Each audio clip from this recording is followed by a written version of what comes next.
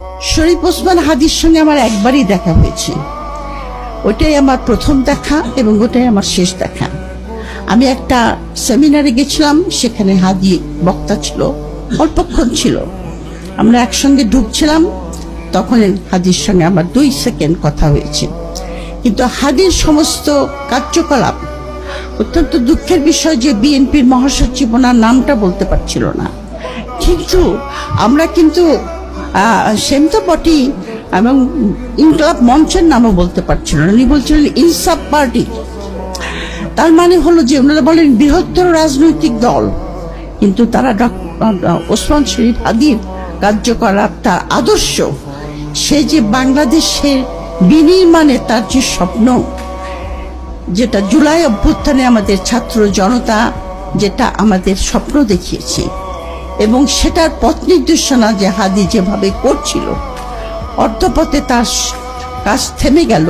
কিন্তু যে কথা হাদি বলেছে যে আমার সন্তান লড়বে, আমার সন্তানের পরে তার সন্তানরা লড়বে, তারা স্বাধীনতার পতাকা সমুন্নত রাখবেই।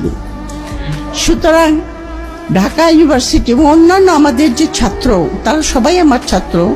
জাহাঙ্গীরনগরের যারা পড়েছে তারা তো অবশ্যই ছাত্র।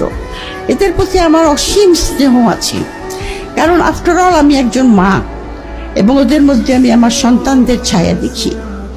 এবং তারা এই যে আমাদের স্বাধীনতা হওয়ার পর থেকে 71-এর মুক্তিযুদ্ধের পর থেকে বাংলাদেশ যে একটা মুক্তিযুদ্ধের স্বপ্ন থেকে বিচ্যুত হয়ে পড়েছিল, এবং আমরা কোনো পথ খুঁজে পাচ্ছিলাম না।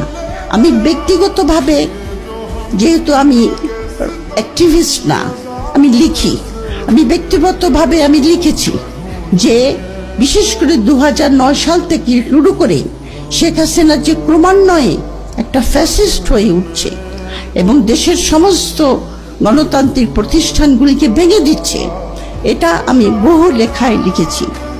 কিন্তু কোনো পথ খুঁজে পাচ্ছিলাম না। আমার মনে হচ্ছিল যে আমরা বোধহয় এখান থেকে আর বেরোতেই পারবো না।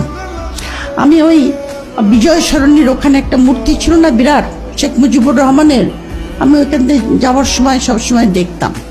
আমি অনেক সময় আমার যে গাড়ি চালক, ওকে বলতাম, আমার জাহিদ জানো, এই মূর্তিটাকে না একদিন লোকে মাটিতে নামিয়ে দিবে, আমি কিন্তু থাকবো না তখন, দেখবে তুমি মানুষে নামাবে। কারণ এত অন্যায় অবিচার ওই নামে হচ্ছিল, কিন্তু আল্লাহর অসীম করুণা যে আমি বেঁচে থাকতেই দেখে গেলাম।